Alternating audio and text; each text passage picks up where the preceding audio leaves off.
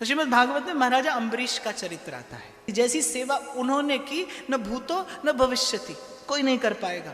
यहां तक कि प्रभु के लिए जो रसोई बननी है उसकी चक्की भी अपने हाथ से चलाते हैं। एक दिन चक्की चला रहे थे, पसीना आने लगा तो देखा भगवान पंखा कर रहे हैं। महाराजा अम्बरीश ने देखा कि प्रभु स्वयं पंखा करे। बोले प्रभु आपको ये शोभा देता है?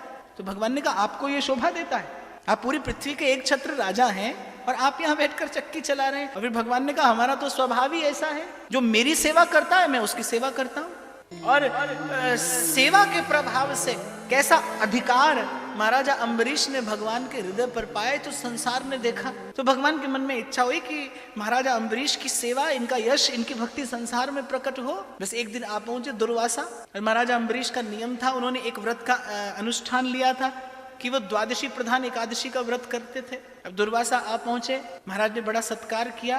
तो महर्षि दुर्वासा ने कहा भोजन करेंगे, बस स्नान करके आते हैं। 10,000 शिष्य महर्षि दुर्वासा के संग रहते थे। अब स्नान करने गए, थोड़ा विलंब हो गया और उधर जो पारण का समय था वो जा रहा था। तो महाराज ने विचार किया कि यदि पारण नहीं करता हूं तो व्रत भंग होता है, और यदि पारण करता हूं तो द्वार पर आए अतिथि को भोजन कराने से पहले स्वयं कैसे भोजन कर लूं, तो भी धर्म जाता है। गुरुदेव से पूछा, महर्षि वशिष्ठ से पूछा कि क्या किया जाना चाहिए। तो महर्षि वशिष्ठ ने कहा कि कुछ नहीं, आप केवल भगवान का चरणामृत लेकर अपने व्रत का पारण कर लीजिए। निर्जल व्रत किया करते थे। महाराजा अम्बरीश ने चरणामृत लेकर अपने व्रत का पारण कर लिया। दुर्वासा आए, त्रिकालज्ञ थे, उन्होंने देखा कि अम्बरीश ने पारण कर लिया। अब रुष्ट होने का कोई कारण तो था नहीं। अब महामुनि रुष्ट हो गए, बड़े लोग हैं, रुष्ट हो गए। अब हुआ क्या था कि दुर्वासा सहज में ही नहीं आए थे। दुर्वासा महाराज अम्बरीश की भक्ति की परीक्षा लेने आए थे। हुआ क्या कि कुछ काल से ऐसी घटना हो रही थी कि जब जब देवर्षि नारद मिलते थे तब तब महाराजा अम्बरीश की भक्ति की प्रशंसा करने लगते थे। महाराज अम्बरीश की भक्ति से उनको ईर्ष्या होने लगी। तो बोले देखकर तो आए कि आखिर ऐसी कैसी भक्ति अम्बरीश करता है।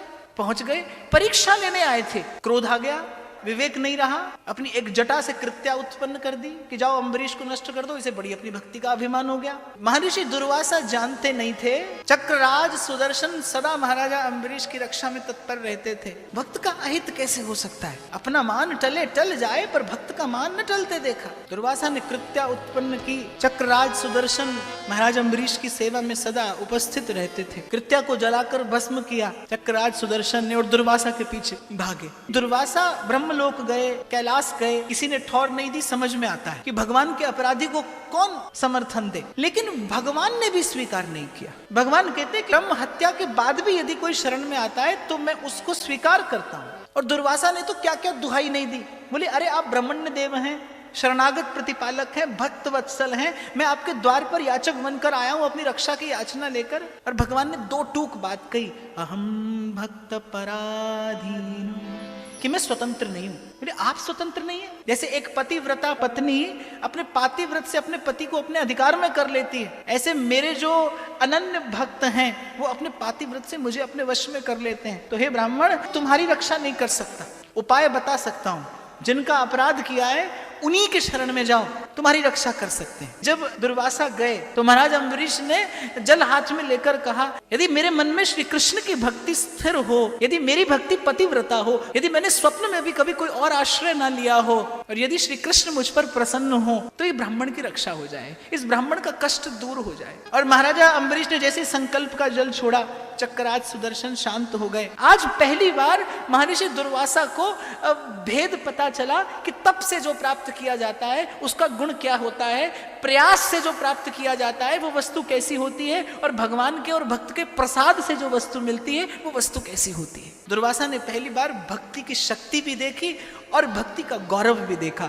भगवान महर्षि दुर्वासा ने भक्ति का स्वभाव भी देखा और भक्ति का प्रभाव भी देखा। जिसके सिर ऊपर तुम स्वामी, सो दुख कैसो पाए।